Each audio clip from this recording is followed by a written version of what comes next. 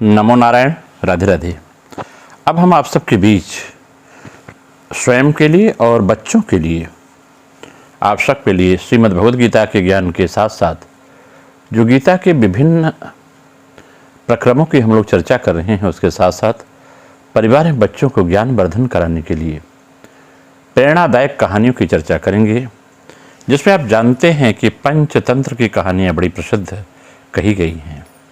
इसके लेखक डॉक्टर विष्णु शर्मा जी हैं, विष्णु शर्मा। उन्होंने एक चैप्टर लिखा है इसमें, अक्लमंद हंस।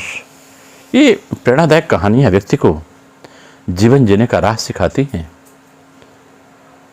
वो कौन से रास्ते हैं वो ज्ञान कराती हैं। आइए उसकी चर्चा करते हैं। अक्लमंद हंस की बात करते हैं।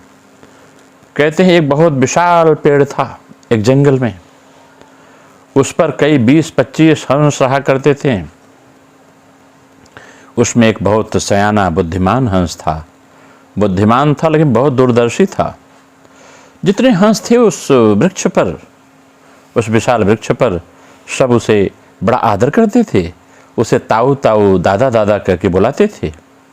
एक दिन उसने एक नन्ही सी बेल को पेड़ के तने पर बहुत नीचे लिपटते हुए देखा।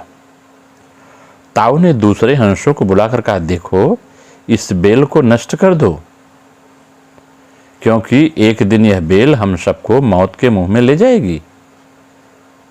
उस बड़े वृक्ष से एक बेल लटक रहा था। बेल माने एक लता लटक रही थी। उसने उसे देखा, कहा इसे नष्ट कर दो, काट डालो सब लोग मिलके, नहीं तो ये एक दिन हम सबको नष्ट कर जाएगी। जब ऐसा कहा ताऊ ने, एक युवा हंस हंसते हुए कहा, ताऊ दादा, ये छोटी सी बेल हमें कैसे मौत के मुंह में ले जाएगी?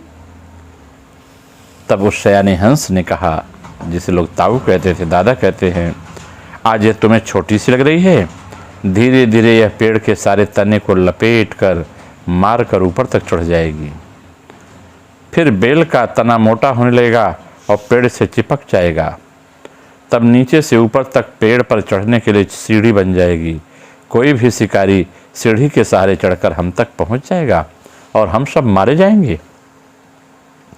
लेकिन इस बात का जितने हंस थे, दूसरे हंसों को यकीन नहीं आया। एक छोटी सी बेल कैसे सीढ़ी बनेगी? तीसरा हंस बोलता है, ताऊ तू तो एक छोटी सी बेल को खींचकर ज्यादा ही लंबा कर रहा है।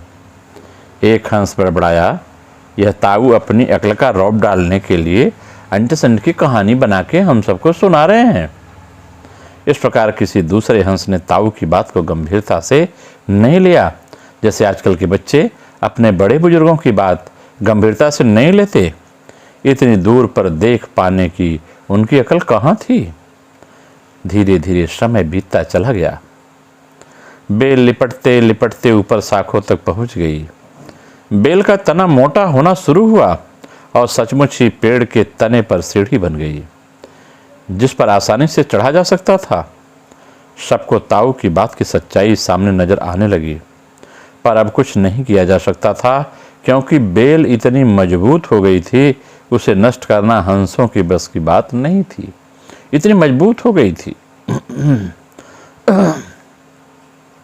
एक दिन जब सब हंस दाना चुगने बाहर गए हुए थे, तब एक बहेलिया उधर से आ निकला। पेड़ पर बनी सीढ़ी को देखते ही उसने पेड़ पर चढ़कर जाल बिछाया और चला गया। जब सांझ हुई तो सारे हंस लौट कर आए। पेड़ पर उतरे तो बहेलिये के जाल में बुरी तरह फंस गए। जब फंस गए छटपटाने लगे, फड़फड़ाने लगे। तब उन्हें ताऊ की बुद्धिमानी और दूरदर्शिता याद आई और उन्हें पता लगा ताऊ कितने बुद्धिमान थे। पर सब लोग ताऊ की बात न मानने के लिए लज्जित थे और अपने आप को कोस रहे थे। ताऊ सबसे रुष्ट था और चुप बैठा था। एक हंस ने हिम्मत करके पूछा, ताऊ हम मूर्ख हैं, लेकिन अब हमसे मुंह मत फेरो, हमने मूर्खता की। अगर हम आपकी बात मानते तो हमारे ऊपर संकट न आता। तब दूसरा हंस बोलता है कि संकट से निकलने की तरकीब तू ही हमें बता सकता है ताऊ, बता, आगे हम तेरी कोई बात नहीं टालेंगे। सभी हंसों ने हामी भरी। तब ताऊ ने उन्हें बताया कि मेरी बात ध्यान से सुनो। सुबह जब बहेलिया आएगा तब मुर्दा होने का नाटक करना। बहेलिया तुम्हें मुर्दा समझकर जाल से निकालकर जमीन पर रखता जाएगा, वहाँ भी मरे समान पड़े रहना। जैसे ही वह अंतिम हंस को नीचे रखेगा, मैं सीटी बजाऊंगा, मेरी सीटी सुनते ही सब लोग उड़ जाना, रुकना नहीं।